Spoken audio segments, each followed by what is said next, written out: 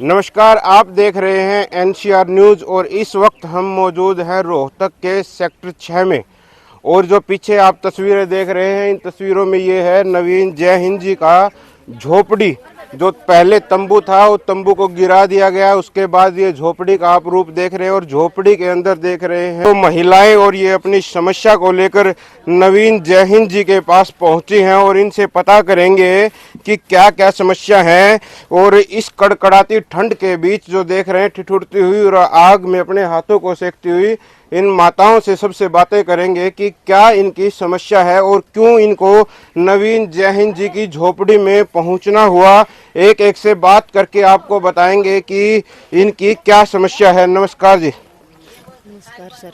क्यों पहुंचे हैं आप यहाँ पे? हमारा बारिश में घर पड़ गया सर। कौन से कहाँ से? सांगी गांव से। सांगी गांव से है। हाँ सर। तो आप कब पहुंचे यहाँ पे? क्या बताया आपने जय हिंद जी को? हम आज पहुंचे सर। हमने बताया कि हमारा बारिश में परसों घर पड़ गया। और हमारे पास कोई साधन नहीं है। हम एक कमरे में बैठे हैं और उसी में खाना, उसी में पीना, उसी में बैठे हैं। और हमारे छोटे छोटे बच्चे हैं। कहाँ कहाँ गए आप समस्याओं को लेकर? और पहले यहीं आए हो या और कहीं भी गए हो? देखो सर, मैं तो पहली बार यहीं आई हूँ। जो हमारे बड़े हैं ये सारा आंड लिए, कोई सुनाई नहीं है। कोई सुनाई नहीं करे। हाँ सर।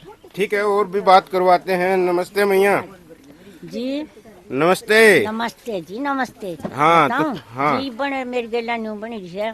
तेरा ताऊ तसा बुढ़ा। हाँ। एक्सीडेंट हो रहा, 11 साल हो गए। हाँ हाँ। उसकी जीभ कट रही है गेट। और जी ना झुपड़ा और झापड़ा परसों सारा तो ये बनवा रखा मन है, वो पड़ रहा है। और जी उसका बोला नहीं जानता। आज मैं थारी दुखिया में थारी झुपड़ी मारीस, थारे महल मारीस है जी। मेरे तो यह सरदार को एक किसो का बहु बेटा है और सारा कातन बीजा पड़ा है जी। मेरी तो यह क्षमता थारी थारे पर क्या के चरणा में पड़े हैं, चाहे बढ़ाओ और चढ़ाओ। जी देखिए कितनी ठंड के बीच और ये अपनी छत के लिए गुहार लगा रहे हैं कि इस ठंड के बीच इस छत हो जाए और छत से हमारे परिवार का पालन पोषण और बचाव हो जाए। तो हम और माताओं से बात करेंगे। हाँ जी नमस्कार। हाँ जी नमस्कार, मेरा नाम बबली है। मैं सांगी गांव की रहने वाली हूँ और मेरे पास ये 2 खाट की एक ही घर है और एक में छोटा लड़का रहता है, एक में बड़ा रहता है। मैं उन्हीं के साथ पढ़ कर रहती हूँ घर में। मेरे बच्चों के साथ मेरा टाइम पास नहीं हो रहा और वो भी मेरा बारिश में गिर गया। और जी आज 1.5 साल हो गए वो बारिश में गिरे ना, बारिश में ही गिरा था। मेरा छोटा है 4 साल का पोता, वो बच गया, बहुत मुश्किल से उठा कर भाग गया हम।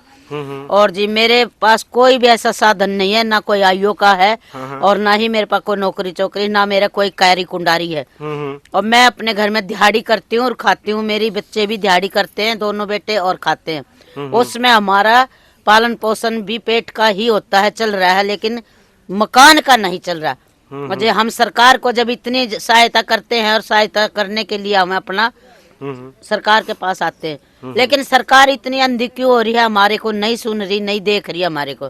कहाँ कहाँ गए हो ऐसे? मैं बहुत जगह घूमी। कहाँ? और डीसी साहब के तो मेरे को ये कहा, डीसी साहब के पीए ने कि ना इसको धक्के मार के नीचे उतार दो बुढ़िया को।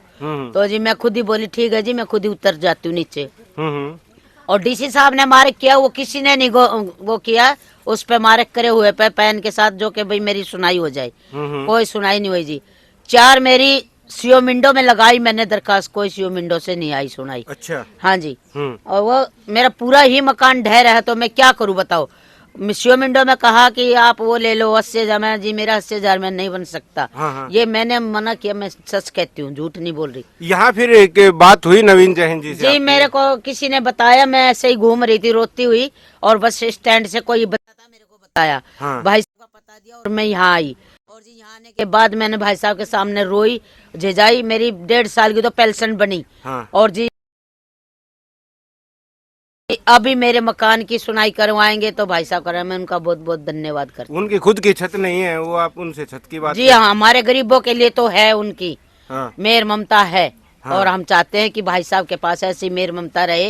इनका भी भगवान धन्यवाद करे। कहीं न कहीं इनको जब उम्र देखी जाए तो इनको कहीं न कहीं अब घर में रहकर सेवा करवाने की जरूरत है। और लेकिन सेवा करवाने की बजाय आज ये दर बदर की ठोकरें खाकर और इस झोपड़ी के अंदर पहुंची हैं। सैकड़ों महिलाएं, आपको दिखा दूं कि ऊपर तंबू और तिरपाल के नीचे ये बैठे हैं। तो मैं सभी एक एक करके सबसे आपसे बातें करवा रहा हूँ और आगे बातें करवाऊंगा एक से और। हाँ जी नमस्कार, बताइए क्या कह रहे हो, बताइए आपकी क्या समस्या है। जी मेरा घर गिर गया जी। घर ही गिर गया आपका? हाँ जी गिर गया। और जी मैं कमाने लायक नहीं हूँ, मेरे 12 ऑपरेशन हो लिए। मेरा अच्छा। एक लड़का जी 12 साल का, मेरा आदमी 55 साल का जी। हाँ हाँ। मेरा कोई कमाने वाला नहीं, कोई साधन नहीं है जी। अच्छा। हाँ और जी मेरा घर नहीं है तो मैं कहाँ सोऊं? मैं तो रात को बैठ कर ही गुजारा करती हूँ कि कहीं सुबह उठे कि नहीं उठ सकते हम। अच्छा, इसी बारिश में गिरा है? आप भी संग इस गांव हाँ से? जी संगी से हूँ। इसी बारिश हुई तो जी मेरा यो कौन है आपका वहाँ पे एमएलए कौन है वहाँ पे आपका?